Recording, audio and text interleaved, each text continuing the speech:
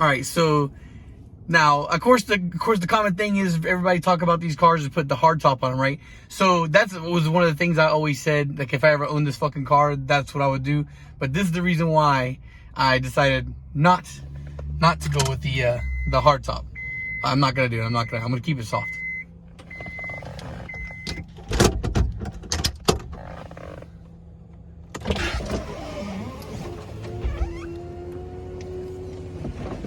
Yeah, that takes about a grand total of 3 seconds. I'm gonna keep it like this. All right, so this is kind of like a spur of the moment thing. I really just wanted to show you guys the whole soft top drop. But yeah, anyway, I decided I'm gonna go out and just take it. But it's kind of hard. It's difficult, right? Difficult to film in this properly. I am gonna give you guys some of the shit that you want with some actual driving footage. I'm gonna have to go get a suction cup. I'm gonna get a suction cup for my phone so I can actually film while driving again. And I'm also gonna do some rolling footage from outside the car with the help of the wife and the kids. And that's not gonna be like a right away thing. That's gonna happen probably tomorrow because I've only got a couple hours left to get to FedEx, and I have some things I need to drop off before the day ends that I promise I'm gonna do. So not to be a liar, I want to make sure I get that done. As far as the cockpit goes, man, it is, I guess you could say, a tight fit, but it fits actually pretty comfortably for me. Like, it's tight as in the fact of it's not really movable. You can't really do much as far as adjustments in here, but perfect for the way I like to drive. So for driving style, it's great. I think this would be, like, for me, just about perfection. But the only thing that kind of like fucked me up on the ride home was the fact that I was stressing out. The car's got a little bit of a misfire issue. Nothing enough to cause the check engine light to come on, but definitely noticeable while driving. It sputtered and spit a little bit. As a matter of fact, it seemed to be enjoying me being in the throttle more than letting off of it. And the previous owner did say that there was a little bit of an issue with the misfire, that he changed plugs, and it went away. The check engine light went away. But I talked to him. I stopped because at the time my son was riding with me, and I'm like, well, I want to make sure that there's no safety issues with this car. So like anything that you can tell me, bro, it's fine. Like, I'm not bugging on it. I'm not like trying to hit you up to say anything bad or negative. I just, I'm happy with the car regardless. But I just want to know if it's something I need to put on a tow truck, or if it's something, that do you think I can get home with? Because he's like, he drove from New York down to Florida. He's like, bro, I'm 100% confident it's going to make it to your house. If not, then hit me back up and I'll pay for the tow. So the dude's fucking was awesome, awesome about it. And then, and I tried to, I stopped and I pulled off the road to do some checks, and I topped off the oil and whatnot. And I was like, well, I'm going to treat this situation the same way I would as if I had no support. Like, what would I do normally? Is like, I'm going to keep pushing the car. I'm going to keep driving, and I'm going to drive it as far south as I can before it gets to the point where if it starts chopping up too bad, then I'll call it a quits. And I have multiple people I know that I can arrange a tow with, that, I don't think is going to kill my pockets. So, okay, fine. So I drove it home, and it drove for the most part great. Of course, like I said in the video the other day, it's squirrely. The rack is kind of loose at high speeds or whatnot. You can't do course corrections very quickly. You have to do them very smooth, very deliberately. So it doesn't inspire confidence. And because of that situation right now, and because the car, was new to me, and I'm trying to learn all of its little ticks and bumps and noises, I always just made sure to be very calm, or to be very focused on my driving, keeping it straight and solid, and not being distracted about anything else around me in the car, not really fiddling with the buttons or whatnot. So that was the thing. Of course, once I got back into Broward County and I got real close to home, at that point nothing really matters anymore. Like if something does happen, it's not a big deal at that point. It's just, minor inconvenience, and I'm okay with putting on a tow truck and parking it at the house. So I opened up a little bit. I cracked VTEC on the turnpike when I had a nice little space around me, and VTEC hits hard. And honestly, thinking about it, it's been years since I've had a VTEC car. Like, that's the last car that I had was my Del Sol that I had to part out in 2015 or 2016, and the DSi, the 10th gen, doesn't have VTEC. It's VTEC-less. So VTEC was something new to me for a while. I got my son out here. He's he wants to come around here, fart around with the SI, or not the SI, but the S2K, and I figured I'd have him help me hold the camera so I could do the top real quick. Also, so like I said the other day, I wasn't really happy with the steering wheel, but to be honest, it drives very comfortably, and it does stick out a lot further than what the stock steering wheel does. So the benefit of that is normally I like to sit very close with to the dash with my knees close on there, because I like to have the very quick reach, heel toe to the gas and pedal and everything, all that shit. So with the way this car comes naturally, the seat is as far back as it's gonna go, and I'm already pretty close to that. And with the steering wheel being a lot further out, it means I don't have to reach forward from it. And because I don't have to reach forward for it, it's got, elbow rests are perfectly shaped. And that's what I prefer. I prefer to be able to relax my arm properly and hold the bottom, the base of the steering wheel. Or not the base exactly, but close to the bottom. Because that's right here. This is the area that I feel most in control when driving relaxed.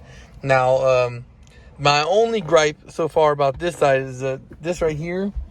This the center console is all hard plastic, so there's no padding here at all.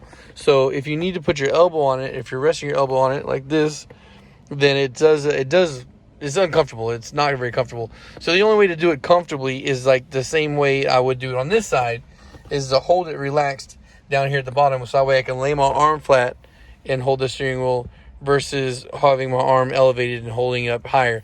So down here is not so bad, which is 100% fine. So for the most part, you can drive this car pretty comfortably relaxed.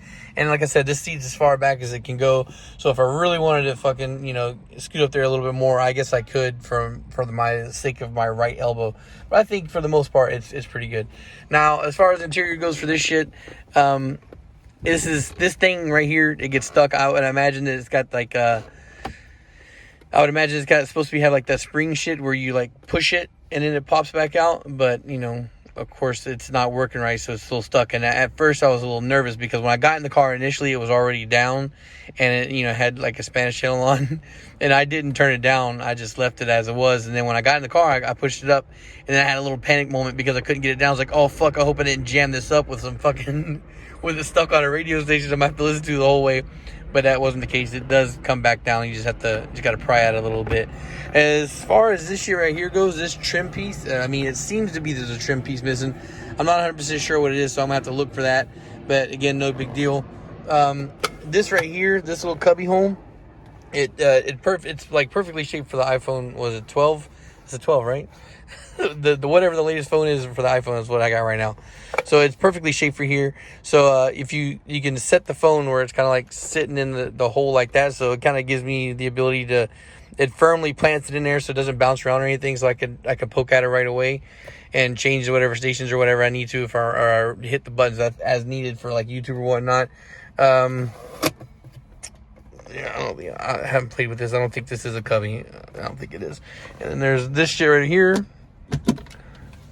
There's a cubby right there, and that's actually a little bit more of a pain in the ass because the auxiliary cord. I guess I could throw that away or whatnot. Oh fuck! Look at this. I need that. It's my main mask. Yeah. So as far as the interior goes, there's not really much else to say. I don't think that there's no glove compartment over here. I don't see no buttons or whatnot. And it looks like it's just a flap to cover HVAC shit or whatnot. AC pipes in this car. Volume control over here. I don't think it works because there's an aftermarket radio in here. That's whatever. Yeah, mute channel. This whole fucking radio control shit is mad weird. The cruise control, which of course I don't have right now because I don't have the buttons. And that might be my deciding factor of going back to the factory steering wheel. Like, I like the factory steering wheel a lot. I think the main reason why this steering wheel got changed out is because it's a quick disconnect.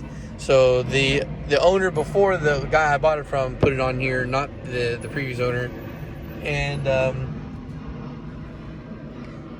of course for anti-theft, he decided that he would rather have the quick disconnect versus having the proper steering wheel on here. I might buy another steering wheel down the line, this not as shitty looking, because this does look very shitty, despite the fact that I said, like, it's not uncomfortable to use. It's just ugly as all hell, and the money that's going to be put into this car, it would be a crime to leave this glaring eyesore. So, yeah, overall, I'm super fucking happy with the car. I didn't really get to fully enjoy and appreciate driving this car when I was on the turnpike. In town, I was getting used to the feel of it, the gear ratios, and the shifter is the shortest I've ever fucking felt. I don't know if it's aftermarket or if the S2K shifter is just naturally this short. Very short and notchy. So just getting used to the car, trying to have the kids have a good time driving around town while I was in Kissimmee after I had initially bought it, and then and driving on the turnpike, of course, became a little bit of a. Thank you. Yeah, you too. Yeah. Yeah, I just got a package. Wonder what that is. It's pretty big, and apparently got my name on it. Huh? I'll go help. Anyway, so yeah, the other day, of course, I wanted to do something a little bit more epic, so I tried my hands at the editing and stuff. And even though I couldn't blend the music in with the talking parts of it, so I'm a little bit upset about that. But it is what it is. Yeah, so that kind of fucking sucked. But I wanted to actually give a little bit more in-depth of a walk around of the car. I guess, I'm going to leave that open real quick. I'm going to pop the top one more time so I can get out of the car and show you. Because, this is me, the perspective of me sitting in it is not very clear to see things. So apparently for the roof to go up, the e-brake has to be on and whatnot. I don't know about trying to put it back up because I never tried to put it up in motion or whatnot. I just only put it up when I parked. Alright.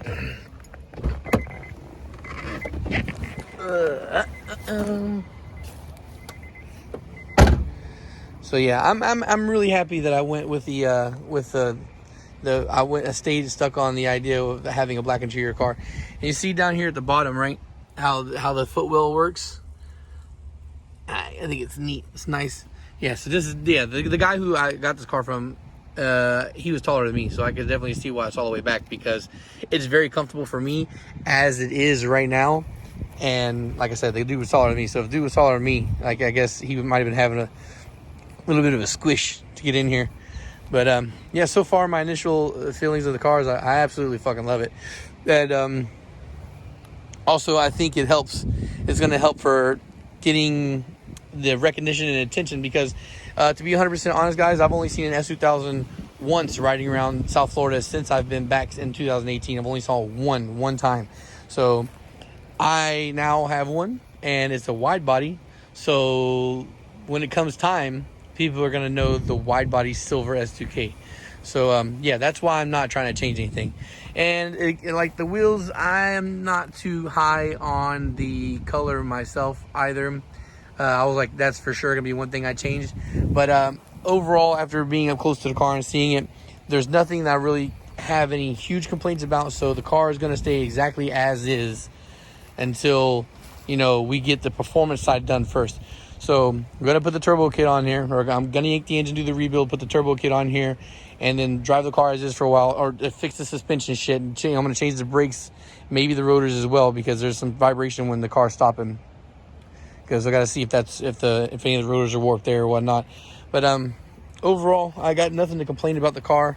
I'm gonna get an alarm put on it either this weekend or next weekend, and I'm gonna get GPS installed as soon as possible. So the car's parked right here right this second, and my bedroom window's right here. So there's two simple solutions I can think of right now to limit the exposure of this car being out where it can be seen or whatnot. First thing is, once the alarm and shit goes on it, that's going to help a lot. And also, I can see that somebody removed the door lock for this one, so that you can't open it with a key on this side, right? So there's no jimmy in this fucking door lock. You can only open it from the other side with a key, which is a pain in the ass, but it's a pain in the ass that I'll suffer for security, right? So I figure my biggest concern ever was being able to bring it up into the yard because of the fact that the car is slammed. But as long as I play with it properly, like I come here where the lip is down there, there's no lip over here, so I could drive it through the grass there and bring it back around, and I could actually park it right next to my fucking bedroom window, and my bed is literally against this wall. So the plan is to park the passenger side up against it. Oh no, I can't really do that because then I won't be able to unlock the motherfucker. Well, anyway, I'm gonna park it close enough, maybe not right up against the wall, but I'll probably park on the edge of the grass. So that way it's right next to the fucking window, and it'll have the alarm on it. So even if I'm gonna get a top dollar alarm, so even if a fucking frog hops on the car and takes a shit on it, it's gonna go off. Might annoy my wife, but it is what it is. So the other option is I work nights. I work nights, and I could just take the car to work. So it'll limit the amount of overnight exposure that the car has as a chance to be taken. I can just take the SI to and from school to pick up the kids, leave it parked for the most part, or for weekends, and this could be my daily workhorse. Take it to and from work, and then again, like I said, it limits the ability for anybody to get at it. And then I park it literally right next to the shop that I work in, and it's a gated facility. There's nobody have a chance in the world to get at it. Yeah. So, not really much else to say. Like I said, I'm only gonna shoot a video one more time on this car, and that is just a little bit of street action. Show you guys some street pulls. I'm gonna show some street pulls from inside the car, and show some, with the chase car. And then that'll be it, guys. That'll just be a little bit of service to you guys so you can see what's up. To me, honestly, the car doesn't really feel like mine just yet. I feel a little fraudulent driving this car because I did nothing to it. I'm just driving it. I own it and I'm driving it. But the car, I didn't do any of the modifications at all. So it's like right now, the way it looks is just, it doesn't feel like I can claim it just yet. Once I rebuild the engine and have the turbo kit and everything installed, then it's my car. Then I can start feeling like, yeah, because it's like I built the car where it matters. I built the heart. So that's the goal. That's the plan for now. The body is not going to be changed. I'm not going to change the goddamn thing on it. No hard top. And I'm not changing out the wheels. I'm not going to change the color of the wheels. I'm not going to change the color of the paint. Everything is going to remain as it is on the body. The goal right now is to focus on performance. Once I get the performance when I want it to be, the suspension all new, the engine all new, then I can maybe consider going back and changing anything. But again, like I said, it was one of those things where when I saw the pictures of it, I had criticisms for it, but when I got in front of it, I don't have anything to criticize at all. I'm not complaining. I like the car as it is. And yeah, though the whole goal is to make some power, but also to still be able to drive wherever I want it to go and just get as many people to see it as I can. All right, guys, so thanks for watching, and peace.